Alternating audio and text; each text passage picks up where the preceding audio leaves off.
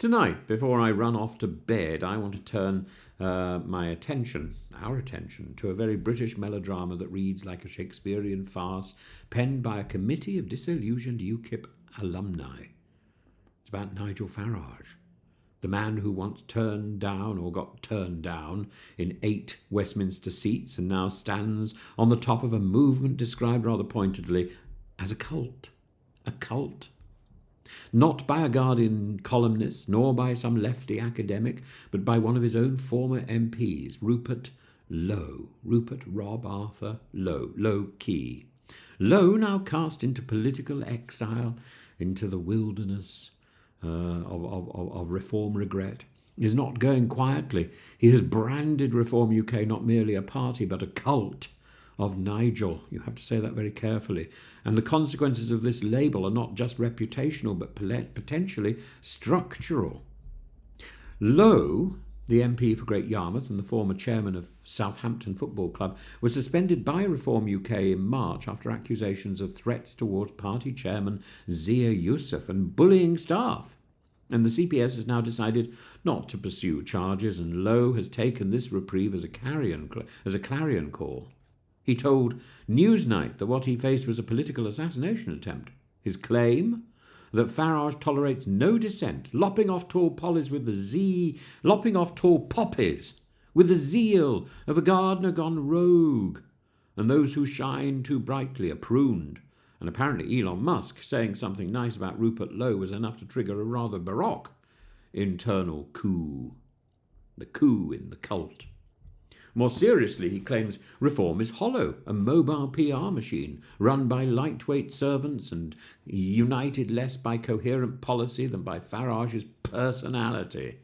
Lowe isn't the first to notice the whiff of narcissism wafting through Reform's turquoise banners, but he is certainly the most vocal from within.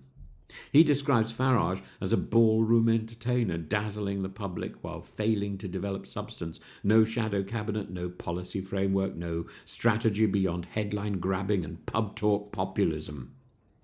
The accusation of cult-like behaviour is powerful because it reframes Reform not as an insurgent party, but as a personality vehicle complete with sycophants and punishments for heresy.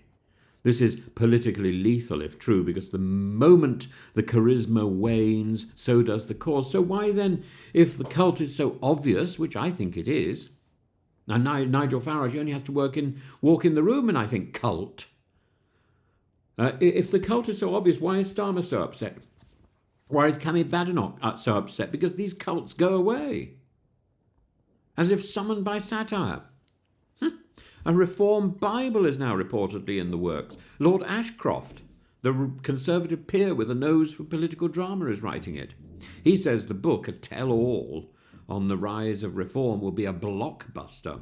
I don't doubt it. The title is unclear, but one imagines the chapters like Genesis, the creation of Clacton, Exodus, the departure of Rupert, and Revelation, the return of Nigel. Will it sanctify Farage or mark the beginning of his scriptural demise?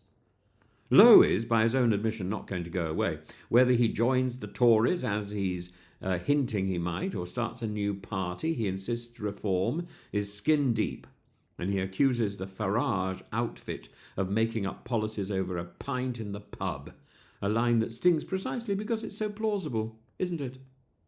And there's the wider point. Lowe, who once ran Reform's finance and brought some credibility to its economic rhetoric, now suggests that Reform's rise is unsustainable without substance. He invokes Boris Johnson's squandered 80-seat majority as a cautionary tale. And then, in a twist worthy of Oscar Wilde, he says Elon Musk might back him. Financially.